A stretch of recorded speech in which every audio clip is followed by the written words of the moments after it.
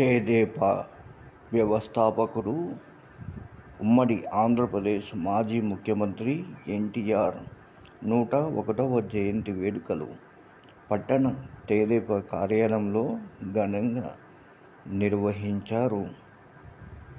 అంతకుముందు నంద్యాల తెదేపా అసెంబ్లీ అభ్యర్థి ఫరూక్, తెదేపా నేత మాజీ మంత్రి ఏరాజు ప్రతాపరెడ్డి,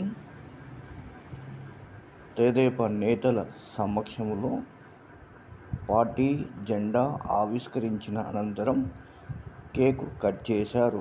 ఈ కార్యక్రమంలో తెదేపా పార్లమెంట్ అభ్యర్థి బైరెడ్డి శబరి, తెదేపా రాష్ట్ర కార్యదర్శి రామచంద్రరావు మరియు తెదేపా కార్యకర్తలు ఉన్నారు.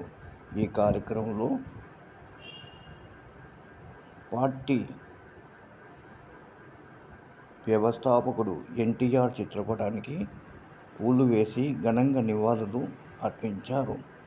జయంతి వేడుకలు పురస్కరించుకొని మాజీ మంత్రి ఫరూక్ ప్రసంగిస్తూ ఎన్టీఆర్ రైతుల పక్షపాతి అని, మహిళలకు ఆస్తి హక్కు ఇచ్చిన ఘనత ఆయనదే అన్నారు.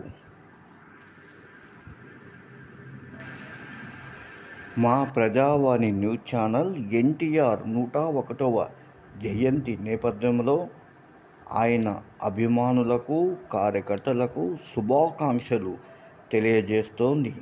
ఆయన బడుగు బలహీన వర్గాల ఆశాజ్యోతి అని అభివర్ణించింది.